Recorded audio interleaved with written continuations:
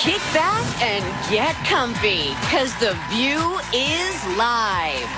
Ms. Behar hit a landmark 2 decades at the Hot Topics table. Stop saying that. It can't be 20 years. So we're celebrating the joy of 20. Stars of one of her favorite shows, The Marvelous Mrs. Maisel, Rachel Brosnahan, and Tony Shalhoub are joining the party. Plus, we're taking an epic look back at Joy's most unforgettable moments and how she changed the game on daytime TV and for women everywhere. Let's go! Here come Hot Topics with Whoopi, Abby Huntsman, Joy Behar, Sunny Hostin, and Meghan McCain. Now, let's get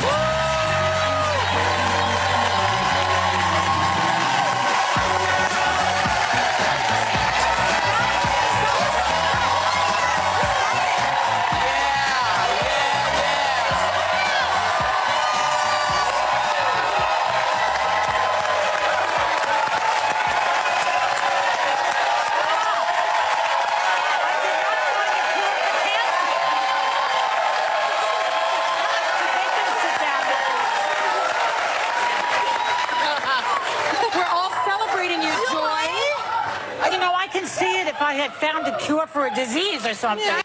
Well, in a funny way, you have found What's a cure. What's the disease? Yeah. The blues, it's called. Oh, yeah. People find great joy in you, Joy. They find great humanity in you. And so that's why people are applauding. That's why they are. Well, these people in this room, you know. Were they brought here particularly because Yes, we did. We found all these people who all are in the Joy Behar fan club specifically. Thank you. And there's more to come. So I know I have at least this many fans. Yes. Yes. And that's, you know, I that's see your fans outside the building every day, Joy. Yeah. Waiting for you to come That's in the building. TMZ. What's your mind? In any case, today we're celebrating 20 years of Joy on The View. We have planned a lot of stuff, but we're going to get to that a little later. But first, we want to knock out some hot topics before we get on top of Joy. Are you sure you don't want to just talk about Joy? No, please. Behar. Behar. I say, I'm just kidding. I know you hate it so much. I'm sorry. I am so perverse on this, but it feels like the day I got fired. I don't know. But it does. Because people came out. Yes. And they found this out, and they wanted you to know what you meant to them. Yeah. But it feels like that. So Yes, if I don't but come you're in not tomorrow, going to... Listen, if you don't come in tomorrow, it's going to be a lot more trouble than you think. But I think you want to talk about Trump. If this was your perfect day, you want to talk Trump. Well, then let's start with today's episode of Who's Zooming Who in D.C. Paul Manafort may have been a mole for the White House inside the Mueller investigation this whole time. Is this why you know who said in an interview that a pardon is not off the table? And right before we went on air, you know whose former lawyer, Michael Cohen, pleaded guilty to misleading Congress about contact with Russia. Is Trump freaking out because people and things are closing in? Did Manafort play Mueller like a fiddle? Who has the upper hand here?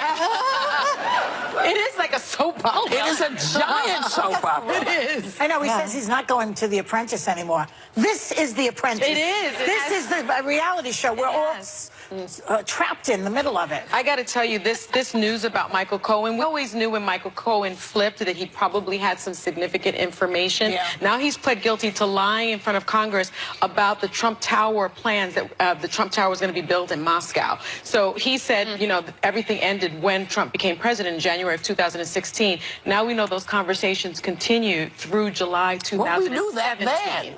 But that means that somebody had to prove Michael Cohen lied to the public, to the Congress, and the president lied to the American people about his financial dealings. I know. But But the thing is, and we've talked about this before. Yeah, but Trump says, this is what I saw him 2 minutes ago. Yeah, Trump just spoke. Going on and on, bloviating on and on because he's so nervous. But he said that there was no deal. There was no Moscow Trump Tower. Yeah. So it never happened. So what's the big deal? What do you say to that? It is a big deal because if it happened, if these negotiations were going on while he was president, it's precisely what the framers of our Constitution wrote in to protect the American people against, because we want to make sure that this president, any president, is not putting his self-interest before the interests of the country. And is there a smoking gun here, do you think? I think so. What would Smoking you think? buildings. There'll be documents, negotiation documents. There could be tapes. That's the funny thing when people lie to federal prosecutors. Don't they know that federal prosecutors usually don't even ask questions they don't know the answer to already? True. Like they have the Federal Bureau of Investigation working for them, the best investigative tool in the world. They're usually asking questions they already have the answer. We always do that. That's why not having Manafort, I don't think, is a huge deal for Mueller. And it also sadly doesn't surprise me that Cohen has lied to Congress and that Manafort's lied lawyers, to Trump's lawyers, because these are bad guys. It's not like he surrounded himself with upstanding But that's not what Trump says. Trump says that they're very brave, that Michael is not brave. Michael Cohen. He called him weak just a moment ago. The others, because the other ones are not flipping. Those are ready to get pardoned. But there's also a chance that the public doesn't even get the results of this report.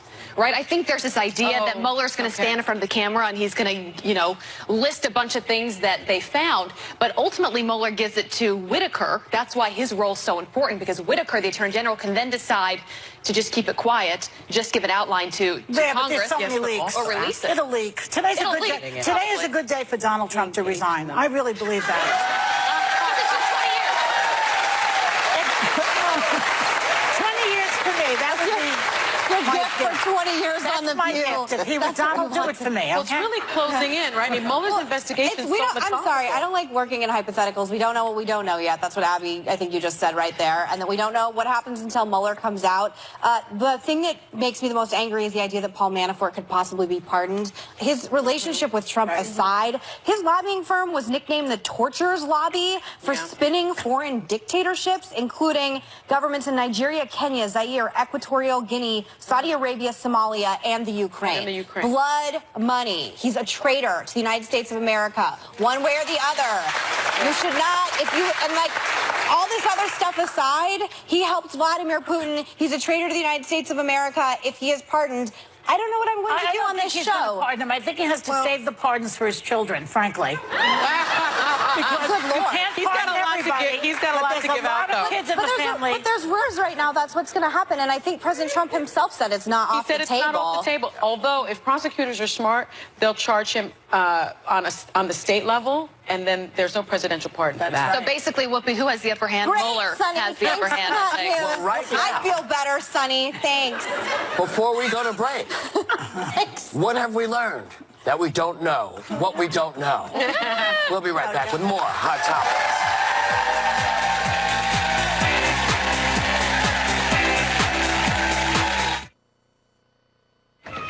Still ahead. Join the party as we celebrate Joy's 20th season on The View with the marvelous Mrs. Maisels, Rachel Brosnahan, and Tony Shalhoub. Welcome back. Sunny Hostin has a correction. Yeah, just one quick thing. So Cohen says he told the court that he was still engaged in discussions about the Trump Tower project as late as June 2016 when Trump was campaigning. Because remember, Trump said during his campaign he had no business interest in Russia. Cohen went on to say during his plea that those business interests were not severed and in fact continued into Trump's presidency. This could be it. So This could be it. just want to put the timeline out there. Thanks, Sonny.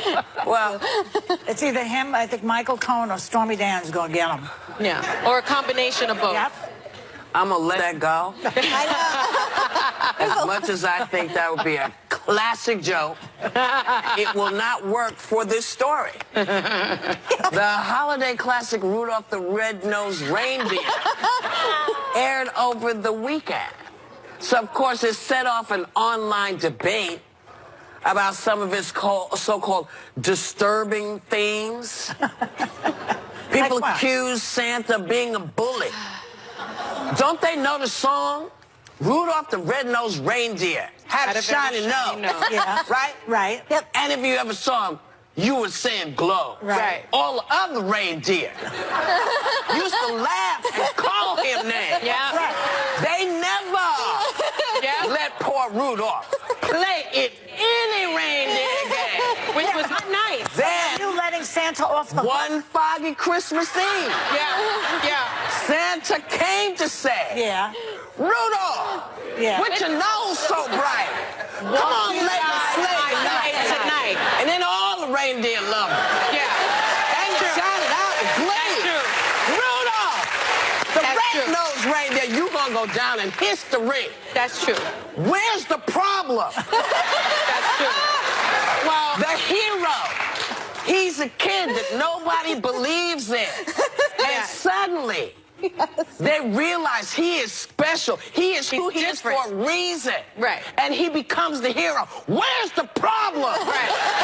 It's Rudolph the red-nosed reindeer. What is the problem? They were saying that they were saying that he was being bullied, and that Santa basically told Donner, his father, you know, you got a bum kid here. There's like something wrong with him. He's not normal. And then- Clearly, he was wrong. He was wrong. Rudolph's the hero. What's the problem? I will say, that's our favorite. It's our favorite Christmas movie. The part that I didn't like was, remember the dentist Hermie, Hermie? he's great. How about when he took out all the teeth of the Bumble? He was helping the abominable snowman because he had a toothache. This is But he my took- favorite I feel like he Christmas took movie. all- Didn't somebody And by take the way, off all what the teeth? Here's the problem. He had a job. Hermie wasn't living off the grid. He was working. He's a dentist. Yeah. What's the problem? But he took out all his teeth. Didn't he take out all the teeth? No, I'm sorry. Did somebody take out his Hermie, teeth? you've never seen it. It's fantastic. I've seen It's so it. good. Oh, it And is also, fabulous. The I didn't know there was a Unrealistic dentist Boys in there. has a really beautiful story has about an boys amazing that aren't accepted. If Hermie is triggering you, I don't know what life is like for you all day long. I don't hear the objection. I don't Here understand. has No one on The View has a problem with this, which is really saying something. Where's the rest of it? There's another. They said until he could offer his friends something, Yeah. they just Abby, bullied him. that's- That's what the critics are saying. Excuse me. Got to come. Critics. Then one foggy Christmas Eve, Santa came to say, "Hey, kid, you got the nose. Can you give me some help?" Does Rudolph have an attitude? Does he say, "Oh no, y'all are so mean to me, I'm not gonna help you"? No, he said, "You know what? Kids need to get their presents, Santa. Yeah, but they're I can saying, help you." Whoopi, they're saying that Santa is using Rudolph for his nose. Yeah. That Right? is an Well, interpretation. That's an interpretation. That's the You know what? He may be using him for his nose because Santa knows no one else in the North Pole can help. And he's got to get those toys to the kids. Right. And what's more important to Santa than getting the kids toys? Rudolph's nose. Rudolph's safety, getting it all done safe. Yeah. That's what it is. We'll be back.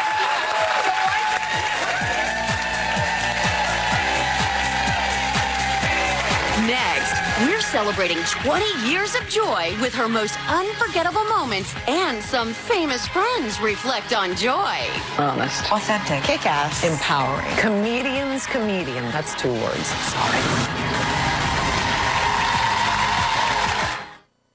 Have you found your skin?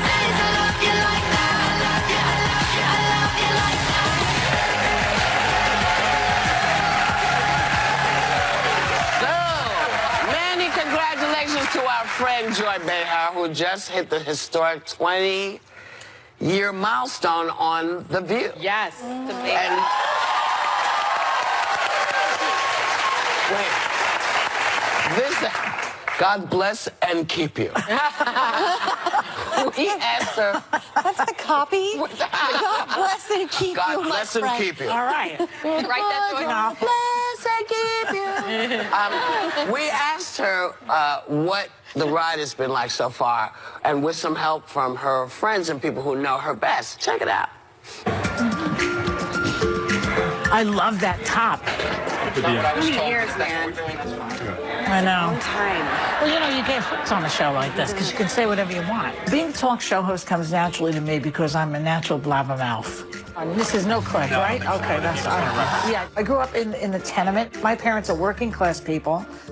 I was never told in my family to shut up. And I took them quite seriously. Not literally, but seriously. I was successful late in life. I mean, I did not start my career in showbiz until I was about 39.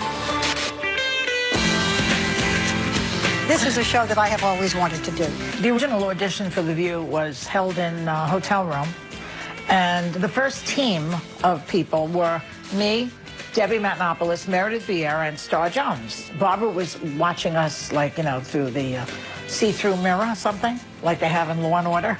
Let's talk about the Oscars, which really sort of brings us to... Speaking of plastic surgery? Well, in a way it does. It's like the night of 100 scars, okay? Barbara, to me, is like a magician. Immediately, we clicked. We just clicked. It's very hard to create that spark, and she did it. My name's Joy Bejo. My real name actually is Josephine Okudo. You'll learn much more about her in the year and years to come. Barbara Walters was the draw because I was poised to be in a sitcom and other things were happening for me at that time. And then I got a call for this job. And the other jobs paid a lot more, so you would think I would take those, but I didn't because I thought Barbara Walters is not going to have a stupid show.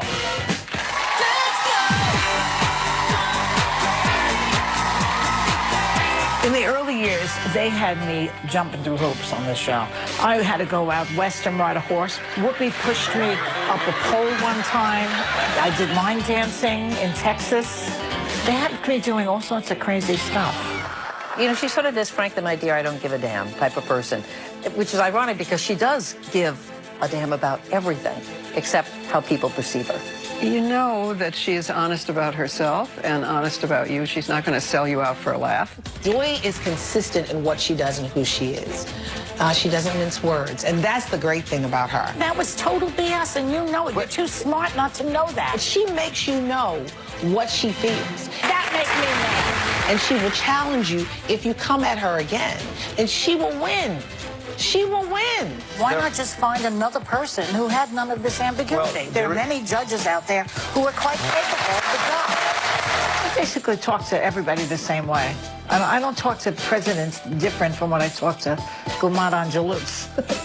Who is Gulmad Angelouts? She's an old Italian lady I grew up with. She's dead now. What's the controversial sex book that's on millions of women's bedside tables? He doesn't know it. I don't know that. Good. Okay, next. But I'll ask Michelle when I get home. Joy is the person that says what almost everybody else is thinking, but might be afraid to say. Right here, you're being delusional. No, I'm not. I'm not being delusional. I think the media is supposed to not report on the fact that 95% of what he says is a lie. I love to have a politician in the hot seat. I've met you before. You've always been very charming. Meet the press is easy. You guys are tough. I particularly like it when I disagree with them. She was asking me my opinion. Okay. Well, this is called The View, so we all give our opinions here. People forget that she's a comedian, and she'll get in trouble for stuff, and it's just like, she's a comedian, leave her alone, she's just being funny, we're just comedians. And I don't go to horror movies. After this election, I've had enough nightmares. We see things in a twisted, comedic way, and it's not always politically correct. Just say I am not a crook. Do it. Got the hair and everything. Come on. Do it like this. I am not a crook. Come on. I have something for you. My birth certificate. You opened it, then you closed it. Then you opened it, then you closed it.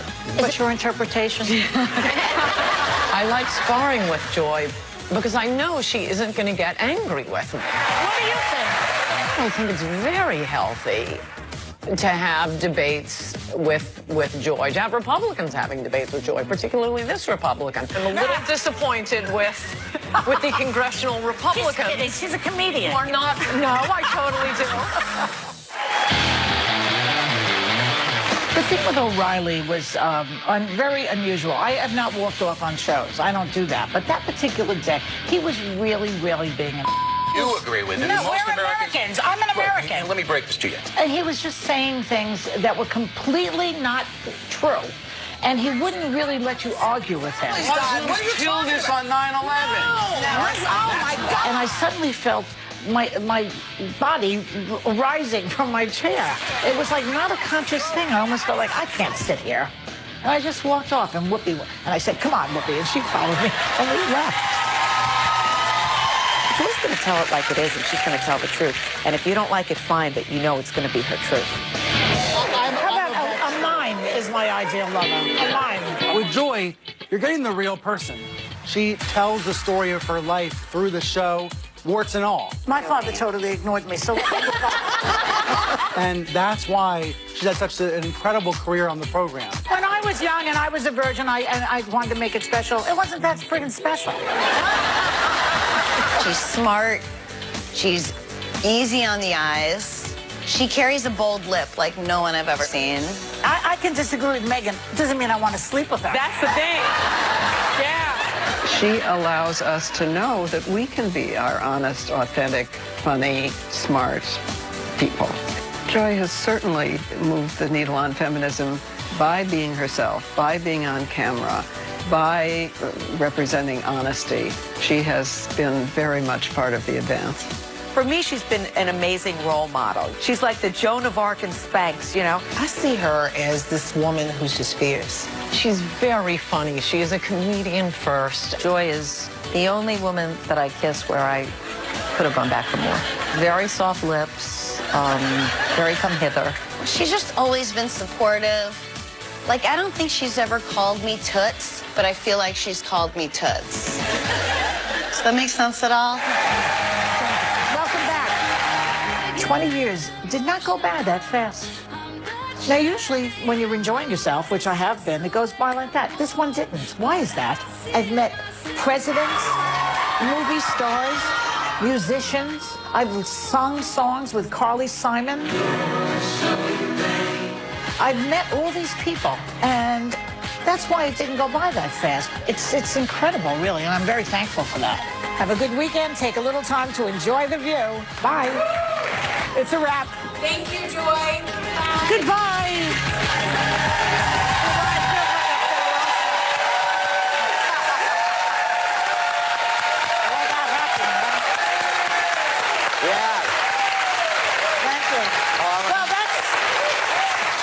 That's something. I have to thank Robin Hummel. She's like the Ken Burns of The View. Good. That was like a documentary. And it's interesting that I've met all those people that have been here. It's true. Yeah. What I said, it didn't go by fast. It went by. The last 20 years feel like 40 years for some reason. Wow. Is that good or bad? Because it's been interesting. Depending on the day. Yeah. Some days it goes by way too fast, and sometimes I remember during my 20s when I had nothing going on. You know, I was just married. And I'd have a little job or something, and I'd come home, and those years went by fast because there was nothing in the day. Yeah. So the secret to aging, I think, and being happy is that you fill the days up with a lot of stuff that you love. Yeah. And then you're okay. Otherwise, it feels like, you know. And I know you're being deep and truthful right now because you think it's done. It's not done? That's we have enough. A lot more celebrating for Madame Behar when we come back.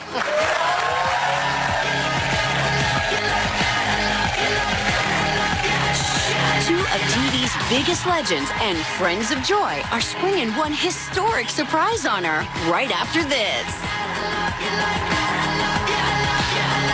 Need more joy in your life? Search The View on Apple Podcasts or your favorite podcast app to hear Joy really spill the tea about 20 years at The View. I said, get up and say, I am not a crook. Do it like this. I am not a crook. Come on. And he laughed. He thought it was funny. I get away with whatever. I was thinking the other day how The View is the perfect job for me, besides the proximity to my home. Every job I had, including when I was a receptionist at Good Morning America, I used to have lesbian hour at my desk, and all the women would gather around. When I was a teacher, I would carry on in the teacher's room. My life is spent in the cafeteria, basically, and the View table is kind of like that. So it's a perfect job for me. Let's go, That's right. Wow. So we want to make sure you keep the conversation going on camera and also for many years. So we have a surprise for you. Joining us right now at one of your favorite New York City haunts, Cafe Fiorello. Our TV legends and your pals, Regis Philbin and Alan Alda. Hi, Alan.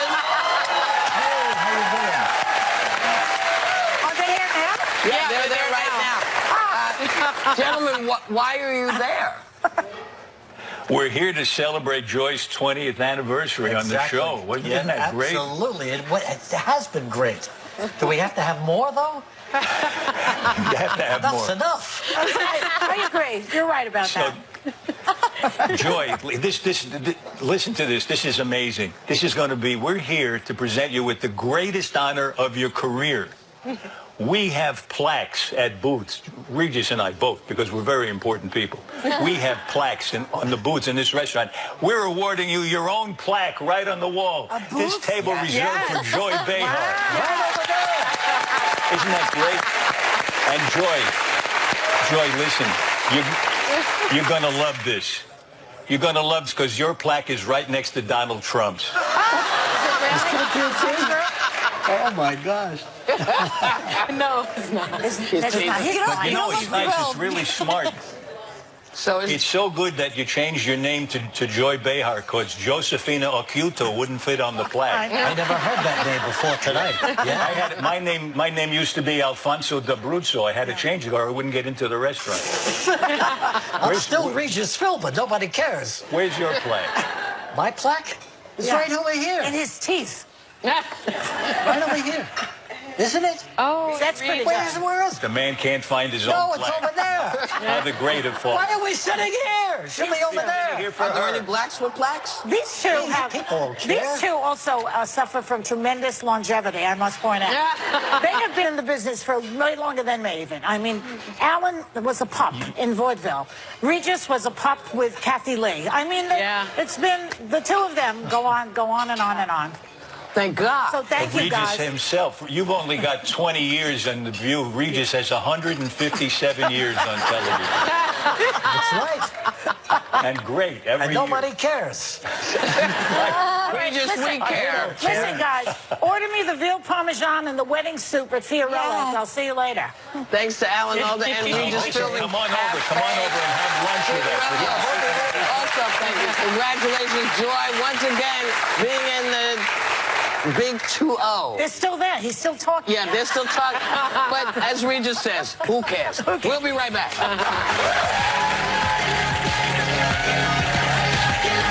The stars of one of Joy's TV obsessions, the marvelous Mrs. Maisel, Rachel Brosnahan, and Tony Shalhoub, next. To most, he's fit. World comes to ABC with performances by Halsey, Shawn Mendes, The Chainsmokers, and more. The Victoria's Secret Fashion Show Holiday Special, Sunday 10/9 Central on ABC. Emmy winners Rachel Brosnahan and Tony Shalhoub are back for a second season on one of our favorite shows around here, The Marvelous Mrs. Maisel, about a stay-at-home mom who becomes a stand-up comedian. Please welcome Rachel Brosnahan and Tony Shalhoub.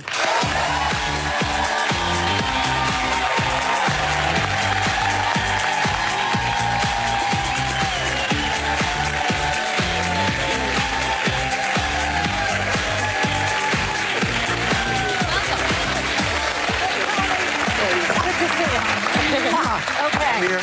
Great to have you here, both of you. We love the show. Everyone loves the show. You're winning all sorts of awards. And Rachel, you play a woman who basically was a housewife in the 50s, who by circumstances becomes a stand-up comic. Yeah. Sound familiar? Well, I wasn't a housewife, but it's a similar story to mine.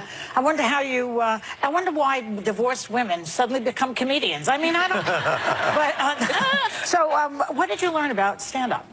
What did I learn? Yeah, what did you learn from doing the role? Well, I learned that I can't claim to be a stand-up, so forgive me, my voice is completely gone. I sound like I've been smoking since I came out of the womb. But I learned that I could never do what you do. Mostly. Well, it's different. Yours is an acting job. Yeah, that's stand-up is different. Yeah. So that's the only thing you learned? Well, I'm learning about interacting with audiences and how to perform great material. Were you in touch with the fear factor of being a stand-up? Absolutely. I am terrified every single second I am up on that stage. It never gets easier. What about you? Are you still scared? Well, yeah, no, I don't even want to do it. I'm so scared now. I get it. Joy, do you have any advice for her? You're the expert. Yeah, please. Well, she's a comedic actress. Yeah. Well, you know, the stuff is written for you, so you can right. put the responsibility on the writers. Then you don't get a laugh. I didn't write this. Great. Right. The comedians can't do that. That's true. Yeah, so that's a little different. So it's okay. You're doing a great job. You're fabulous in the role. Tony. Hi. Hello. I have a voice today. You have a voice. I'm between the two of you. I kind of have a voice and then not. But now you play Rachel's dad, Abe, and we were all kids during this period. Not you guys weren't kids, but we were all kids during this period that the show takes place. Do the clothes bring the character for you? They really do. And we have a brilliant costume designer. Well, as is evident by all of Rachel's clothes and hats and accessories.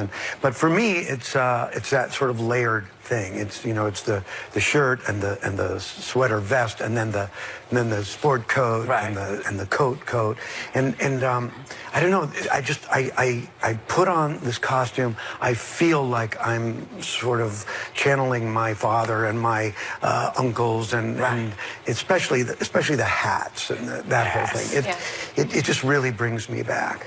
Don't you wonder though why no one seemed to? When I was a kid, nobody seemed to sweat. And when I realized all the clothes they were wearing, the women had on the girdles and the stockings and the things and the slips and nobody ever broke a sweat. They didn't drink any water. No. You couldn't pee in all those layers. No, because you couldn't get it down quick enough. Yeah, exactly. You couldn't get those girdles up. But I just find it extraordinary. Well, you don't know about this, but you actually. No, but that's why I love the show. Yes. Because I've learned so much about that time in history. One of my favorite scenes is when you go to bed at night next to your husband and you are full makeup. And the minute he goes to sleep, it's like a routine. You do this every night. You run to the bathroom, you take it off, put the lotion on, the mask, fall asleep, and before he gets up, you set your alarm, put the whole face on again, so he never sees you without the full face on. I actually do that in my marriage. My wife would have left me a long time. Do you know anybody who does that? I've never heard of this. I do. You know, I do. Really? Yeah, I know several That women is crazy. That makes me sad. But the story was, when it was written and then when the pilot aired, about a woman finding her voice and finding her independence was really before this year took off about women equality and the Time's Up and the Me Too and all that. What are you hearing from women, fans of the show, about your character? It's been amazing to hear how many different ways people connect to it. But the biggest thing I'm hearing is that people are feeling empowered, that people are feeling inspired to take risks, to try something new, to find out how they might use their voices. There's been a handful of young women who have said that they tried their hand at stand-up comedy for the first time after watching the show. My sister did. What? That's after watching the show, really? She loves the show. Now she thinks she has a career for herself. We'll see. She's good. You're giving them a role model. I mean, when I was a young comedian, I just had Joan Rivers, but when I was a kid in the 50s, there was nobody really, no women were doing it, maybe one. So, who? Well, Phyllis was doing it. In the 50s? In the 50s, yeah. Phyllis was doing it, and Toady Field. Toady Field. Yeah, Moms Mabley. Moms Mabley was doing it. Moms, and then there was a woman named Jean Carroll who used to do it. And she was more in your style. She just was pretty and put together nicely and just would be funny. And I thought, well, maybe you can just do it like that. Everybody else had a gimmick. Originally, when I first read the pilot, I thought that Midge was based on Jean Carroll. Oh, really? No kidding. It's interesting that she's playing a woman who's found her voice and she has no voice. You got to I'm letting everyone else talk for the first time. Congratulations on the Tony. Oh, thank you. Tony. For the musical The Band's Visit. Now, you used part of your acceptance speech, I love this, to celebrate immigrants. You talked about your dad and why it was important for you to talk about these things. Why there, why then? At the Tonys, you mean? Yeah, well, my dad, came over in 1920, through Ellis Island, and I visited, of course, Ellis Island. I think everyone should visit that museum. It's extraordinary and very moving. And I just felt like this is just a little bit of a time jump. How many, nearly 100 years, but in the scheme of things, the blink of an eye. Here they are coming over. Basically, they were all orphans, had lost their parents, and all of this hope and all of this promise, that they carried with them. And then here I was, and it just felt like I could never how did I get to this place? Well, on the shoulders of many brave, adventurous, and savvy people.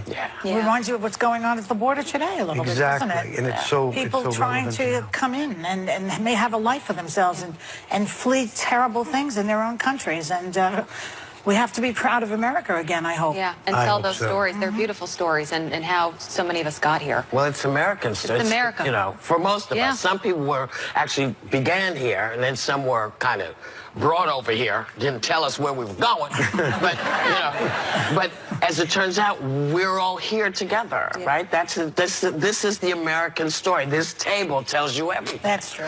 But I just stepped on your question. I'm sorry. Well, I have to go anyway. We're out of time. But We love you guys, though. We love the show. Continued success with that wonderful show. Our thanks to Rachel Brosnahan. Okay, and Tony Shalhoub. Season 2 of The Marvelous Mrs. Maisel will be of the kids. Will be streaming on Amazon. You want me to take Prime Video on Wednesday, December 5th, and we'll be right back.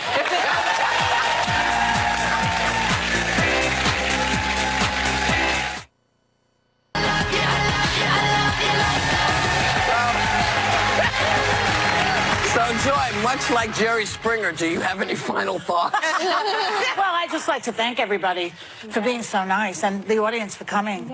And, you know, I said thank you to... Thank you. So let us raise our glass to Joy Behar. Thank you all. Thanks very much. I appreciate it. Cheers to Joy. Salud. Here's to many more. To everybody, let this table tell you that everything you see here is actually possible. You can be friends. Have a great day. Take a little time to enjoy the view. So who here is not satisfied with their Medicare plan? Who's shopping for a new plan this year?